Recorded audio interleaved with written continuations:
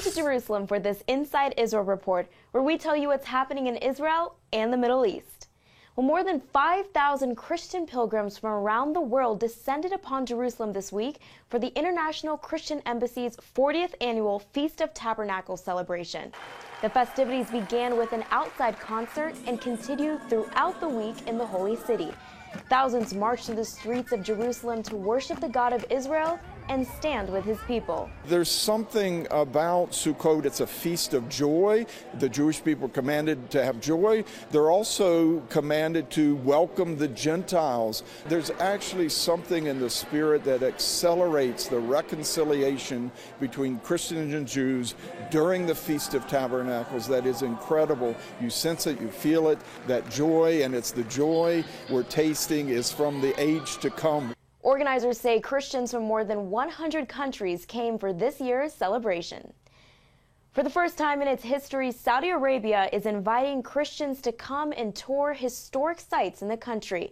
The U.S.-based Christian travel company called Living Passages is hosting the tour and promises to give participants an up-close look at a controversial location believed by some Christians to be the real Mount Sinai in Saudi Arabia. Saudi Arabia's new openness to tourism comes on the heels of a historic delegation of evangelical leaders to the country earlier this year.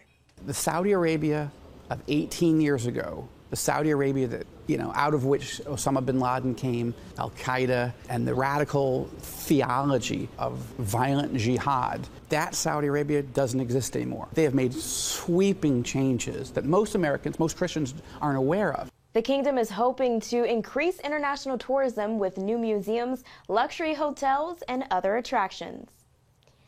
Jews and Christians in Jerusalem are standing together in solidarity with the thousands of northeast Syrian Christians suffering from Turkey's invasion. Israelis took to the streets of Jerusalem to protest the attack and call on Turkey to end the violence. It's a commitment, it's a Jewish commitment, not to stay silent, not to stand and just watch while something like genocide, chas v'chalila, happening.